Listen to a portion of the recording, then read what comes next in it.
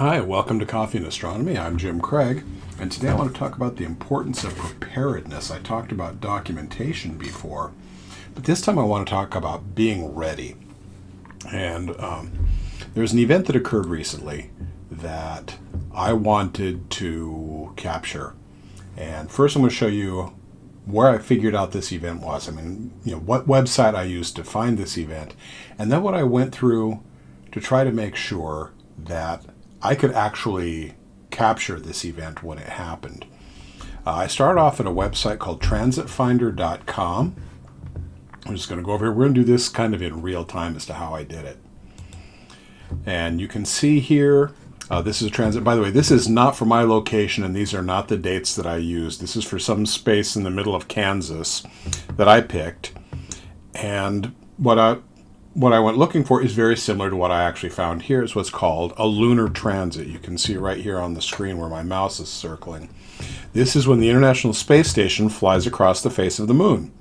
And you can capture this. It tells you what time it's going to occur. For example, on this particular one, it's going to be Sunday, May 23rd, 2021 at 4 a.m. local time, 4:01 and 42.45 seconds. It's actually pretty good timing. This one's going to take a little over a second and a half. It says the International Space Station is going to be 23.92 arc seconds across, which is fairly good size. So I had an event similar to that that took place a few weeks ago here in my neighborhood.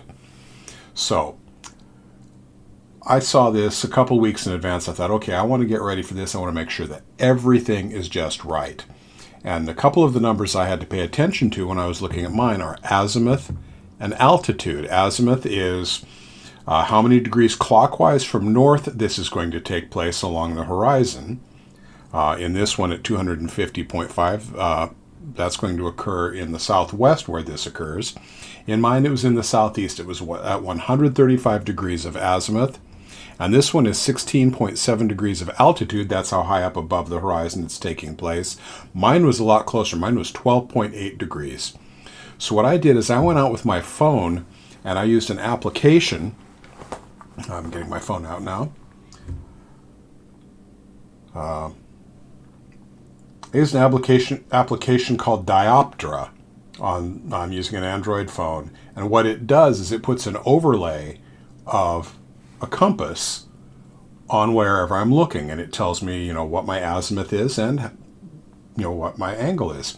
And I went out in every section of my yard to look for this.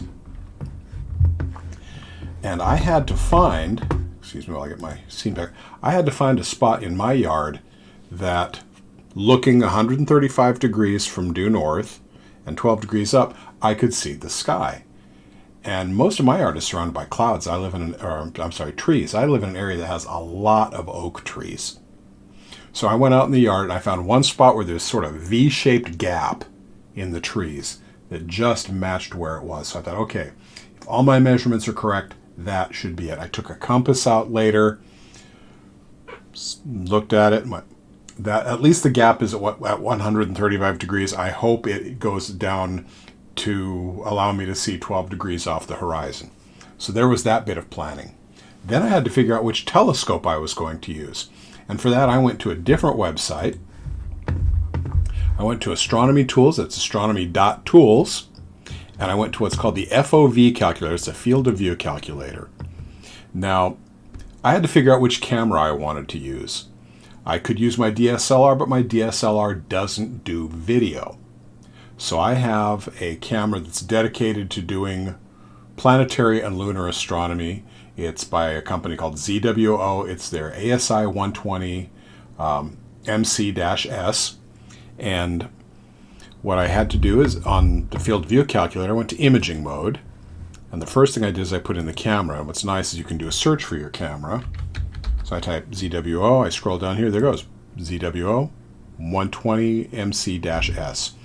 Now I have 3 telescopes that I can readily set up, and each one has a different field of view. And now one of them is my Celestron C8, so I just type C8, and that will do. Then I tell it what I want to look at, go up to solar system, and I hit the moon.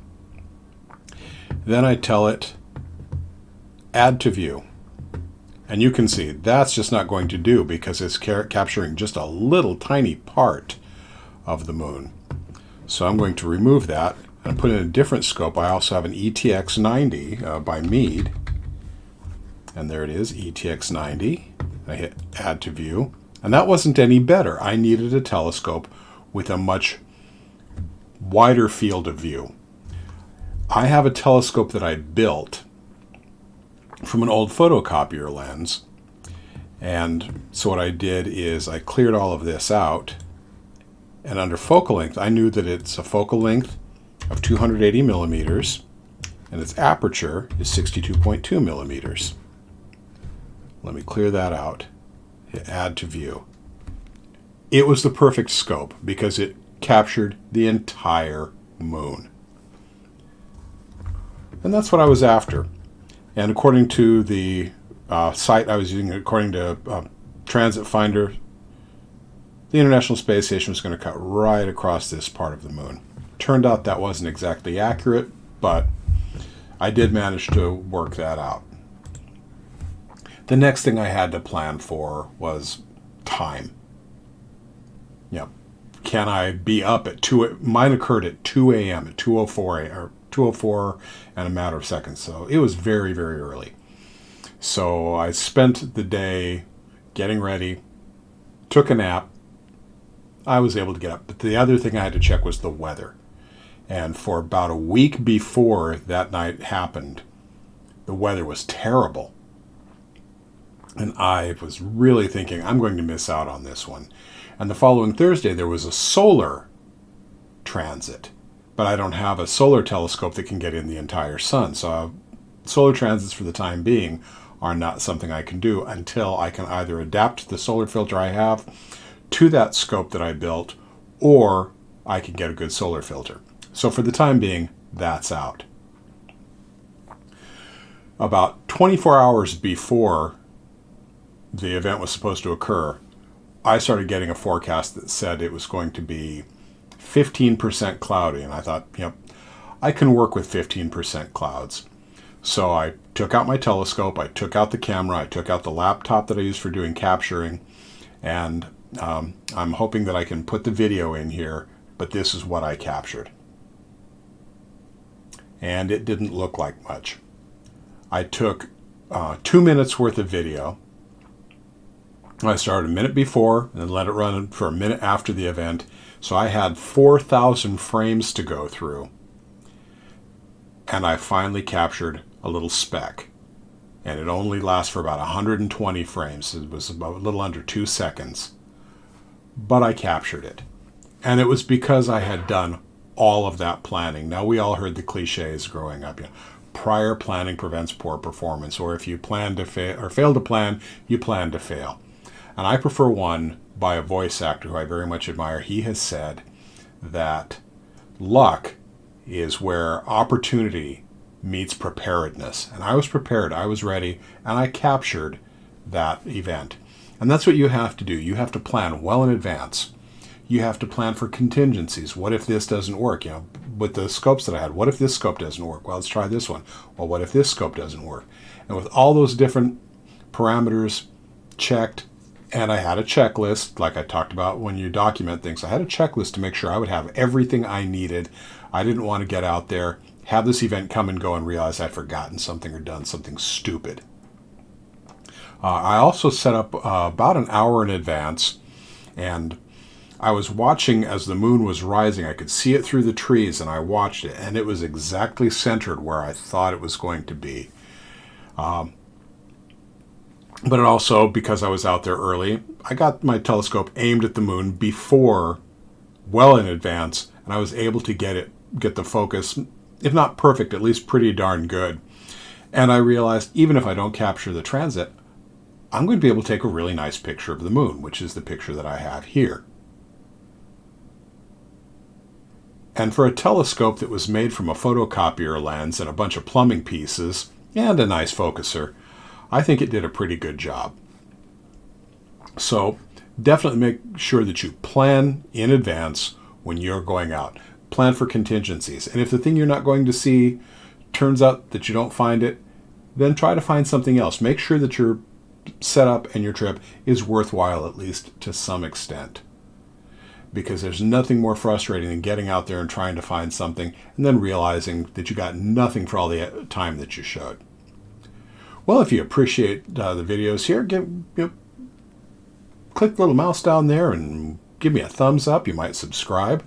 And if you want to help me keep bringing these videos to you, bringing you coffee and astronomy, then consider becoming a patron by going over to patreon.com, Planet of Mystery. That's patreon.com/planet_of_mystery.